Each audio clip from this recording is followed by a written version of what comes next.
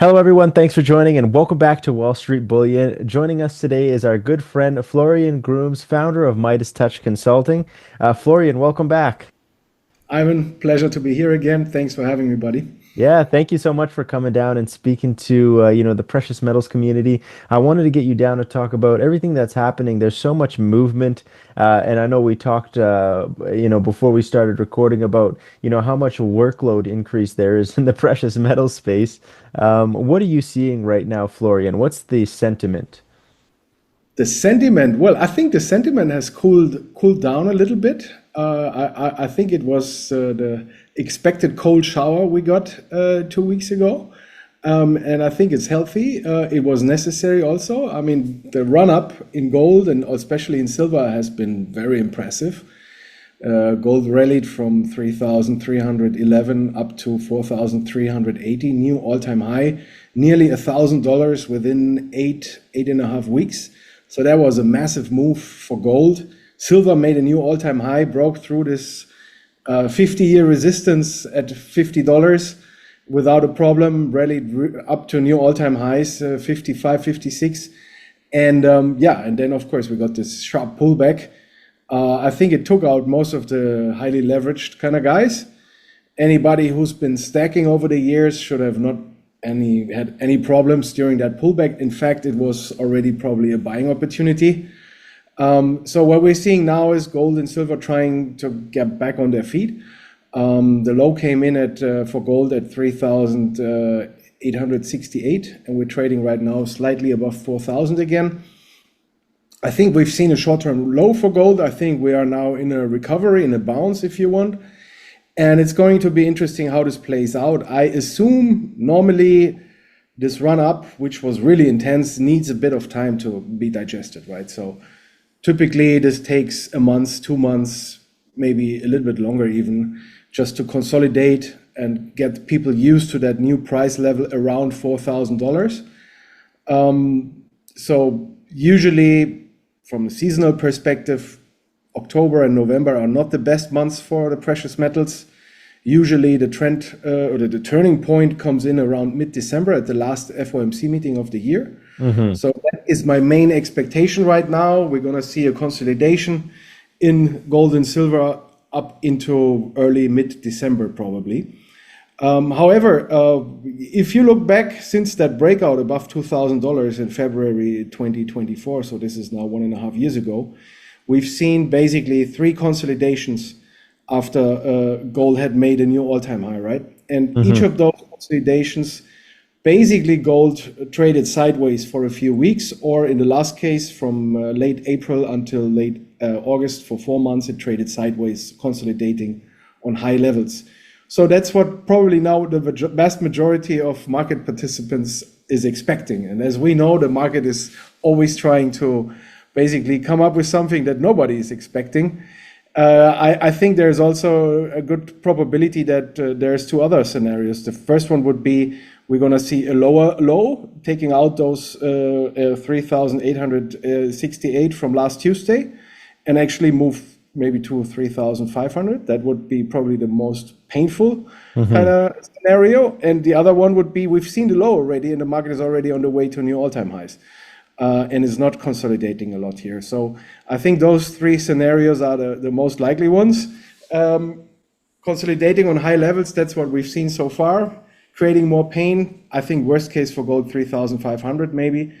And the other scenario that gold has already made its bottom and is already on the way up again, and sooner or later will take out the new all-time high without pulling back much further, is also a possibility here. I think in the long run, there is no reason to change the picture. I think $5,000 next year is very likely. Until December, I would be a little bit cautious. But any pullback here is another buying opportunity. This bull market is intact, and I think we're going to see new all-time highs next year. And for silver, basically, it's the same. Hello, my fellow silver and gold stackers. Please hit the like and subscribe button. It will really help the silver and gold community grow. It'll help this channel grow, and I'd really appreciate it. Back to the video.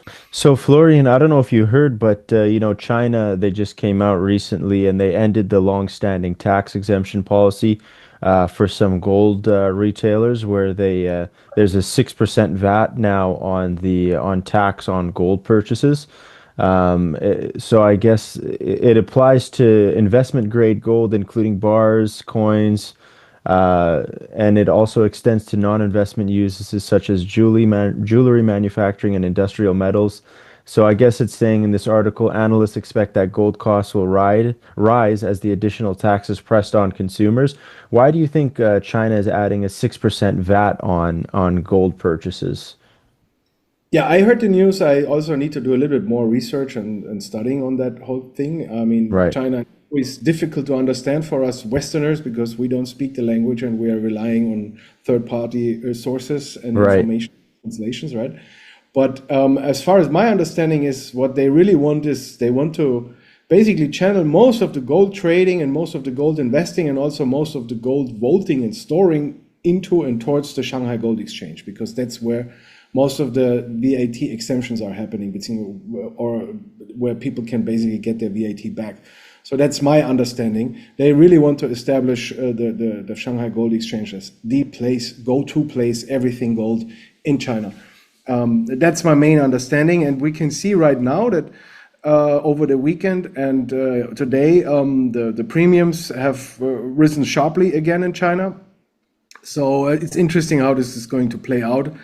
Overall, there is no change in the fact that China basically has cornered the gold market. They use it to basically attack the US dollar system and to put pressure on America and Mr. Trump. Hmm. And they basically also want to inject confidence in their Yuan renminbi fiat money system, basically by holding huge amounts of physical gold. And they're using the Shanghai Gold Exchange to facilitate that. So I think it's just another piece of the puzzle, basically. Hi, I'm Michael Piccioni, founder and president of CanAm Bullion. At CanAm Bullion, we are more than just a precious metals dealer. We are your trusted partner in securing your financial future. As an authorized dealer of the Royal Canadian Mint, we take pride in offering only the highest quality gold and silver products. And with our best price guarantee, you can trust that you're getting the most value for your investment. We offer free, no obligation consultations with one of our precious metals experts. Our commitment to excellence has earned us a 5-star Google rating, a shopper-approved seal of approval, and an A+ rating from the Better Business Bureau. These accolades reflect our dedication to transparency, integrity, and exceptional customer service. Are you ready to take the first step towards financial security? Contact CanAm Bullion today for your free consultation. Let us help you build a brighter future with the power of precious metals. Yeah. What about Morgan Stanley? I know you've heard of this recently, how they came and they changed their perspective for their clients from a 60-40 split, so 60% stocks, 40% bonds, to a 60-20-20, where it's 60% stocks, 20% bonds, 20% gold. They're literally telling their clients, go 20% into gold. What are your thoughts on that when you start seeing these big institutional, corporations saying, hey, it's time to go 20% gold? Like that's a big difference from zero. It is.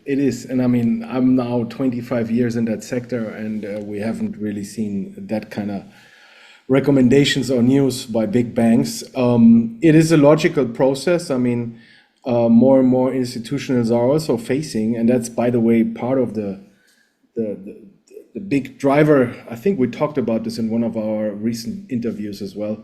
I believe we are in a bear market in bonds, especially in the long-term bonds. So the long end, if you lend somebody money for 20 or 30 years, you're not willing to accept interest payments of 4 or 5% anymore. The level of uncertainty on this planet is just too high. The level of inflation is just too high. The debt levels are just too high. And so most of the institutional investors are actually playing in that area of the bond market, right? And that's why I'm saying it's in a bear market, because it's harder and harder, more difficult to sell those long-term or long-dated bonds. And institutions who used to pay to buy those bonds, especially pension funds and insurance companies, for example, they need to find other investment opportunities which are very safe and conservative and that they can hold for a long period of time. And the only alternative that they have is gold, basically. Right. And so basically confirms what you just mentioned. I think increasing the official recommended kind of like part of the portfolio from 0 to 20 is a big move, but overall it makes total sense. Of course, it's not a nice contrarian signal, so to speak. I mean, gold is on the way to become mainstream, but that's also part of a bull market, right? In the end of the day, at the big final, if it really comes to what we all expect for years now in our sector, when gold might trade at 10,000 or even higher, everybody will talk about gold and silver, and the mainstream will also participate in that, and that's part of the move forward. So it is not really nice from a contrarian perspective, because we also always enjoy to be like this little niche sector and like Right. dogs, right? But it's part of the process that this is changing. So it confirms we are in a big bull market, and I mean, imagine what this will, how much liquidity this will bring into our sector down the road, if really institutional investors and also private and high net worth individual investors would increase their gold holdings up to 20% of the total portfolio. I mean, on average, I think we are somewhere between 1.5% at best. And you only find hardcore gold bugs who have more than 25% of the assets in precious metals, right? Right. Is there anything else that you're seeing now that you haven't seen in the past 20 years, whether it's the movement, like what is it that you're seeing, or anything concerning you that you haven't seen in the past 20 years? Not really, no. I think we are in a healthy pullback consolidation right now here. We need to be a little bit patient. We need to understand that this is a normal process. The markets or gold and silver prices got very overbought. Yeah. So that's a healthy breather. But we also need to understand that we are in an accelerating kind of bull market phase now. So don't wait another year to do your purchases if you need to increase your gold and silver holdings. Usually, what I just explained before, the last three consolidations we have seen over the last 1.5 years, the initial first sell-off already brought the lows, right? And then gold and silver only corrected sideways over time and not over price anymore. So if that is the case again, the low came in at 3,868 last week, and that's it. And you won't see lower prices probably, you know? So that means Right. hoping for 3,500 is probably wishful thinking. And waiting too long around and slightly below 4,000 is already probably also the wrong decision or strategy. So you need to act fast when you have these sharp sell-offs. And I mean, gold was down $500 in less than a week. So that was a little bit of a sale. Yeah. You need to take advantage of that, right? Yeah, no, absolutely. I totally agree. Florian, I want to thank you so much for coming down and speaking to everyone here in the precious metals community. Where can people follow your work? Where can they contact you? Well, first of all, we have our website, midastouch-consulting.com. People can find our latest research there and all the important social media links, etc.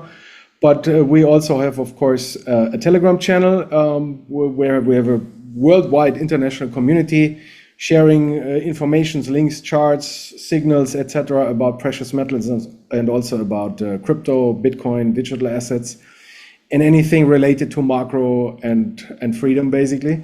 And we also have X, Twitter, of course, and Substack. There is an opportunity to sign up for my free newsletter. We publish daily free charts on gold, silver, and copper. And we also have LinkedIn, of course, and free email newsletter. Yeah, no, I highly recommend everyone watching this. Please go follow Florian. Go check out the website, Midas Touch Consulting. I'll put the link in the description below. But thank you so much, Florian, for coming down and speaking to the precious metals community. There's so much excitement this past year, but I'm sure it's not over yet. So love to have you back on in the future. Of course, anytime. Thank you very much, Evan. All the best. Take care, Florian.